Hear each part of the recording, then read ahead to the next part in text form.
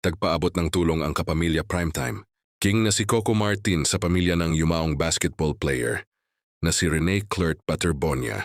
Ayon sa mga ulat, personal na nagbigay ng financial assistance ang aktor bilang pakikiramay at suporta sa naulilang pamilya ng binatang atleta.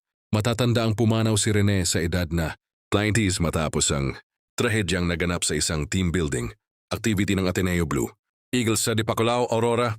Ang kanyang pagpanaw ay nagdulot ng matinding lungkot hindi lamang sa mundo ng sports kundi maging sa maraming Pilipino na naantig sa kanyang kwento at pag-rapres sa kanyang pamilya.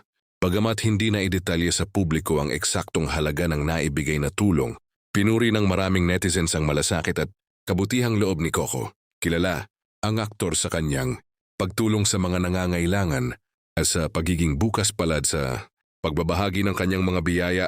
Marami rin ang nagsabi na malaking bagay ang ganitong suporta para sa pamilya ni Rene, lalo na sa gitna ng kanilang pagdadalamhati. Ang batang atleta ay kilala sa kanyang hangaring maiangat sa kahirapan ang kanyang pamilya sa pamamagitan ng basketball at edukasyon.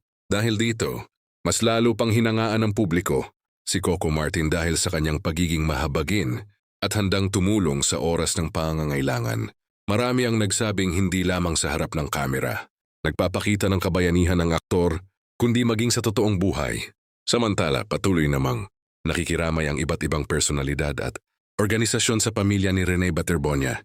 Sa kabila ng kanilang matinding pagdadalamhati, nananatiling buhay ang alaala at mga pangarap ng batang atleta na minsang naghangad na mabigyan ng mas magandang buhay.